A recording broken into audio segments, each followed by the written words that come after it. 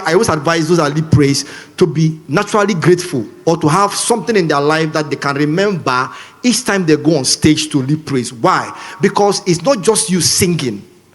You are entering his gate with thanksgiving and his courts with praise. He has done for me, he has done for me, he has done for me, he has done for me what my father cannot do. He has done for me what my father cannot do. You know, oh, he has done for me, he has done for me. This is the song that tells you that. Why? Because you are going to God with thanksgiving, with happiness, knowing that this song I'm singing right now defines how I feel. All right, and something is propelling you to go before him. Now, let me give you an idea of what I'm saying. When David in the Bible returned back they returned the Ark of Covenant back to Israel, you could see that his dancing was so evident that God has done something for them. Unlike when he is doing other psalms that has to do with worship.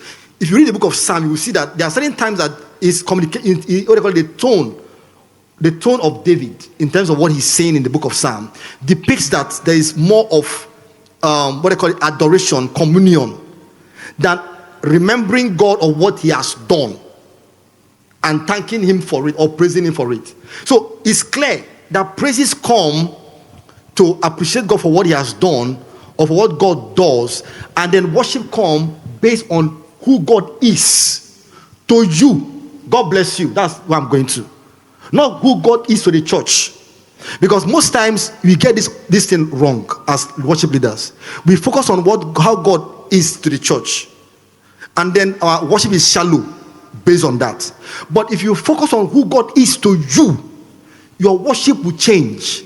Why? Because each time you pick up worship songs, you are picking them based on your understanding of God. Do you get the point? So let's assume that to you now, God is great. You've known that all the while. You've seen him work wonders in you. You built this one-on-one with God, that each time you think of him, you think of him as your father.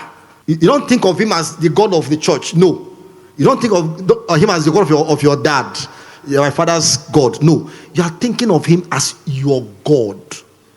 You have an understanding of him. You will see that when you are picking songs, the kind of songs you are going to pick will describe God based on your understanding of him. And those songs, when you hear them, it will do the same thing to you. You will feel that same way. They will connect with you more.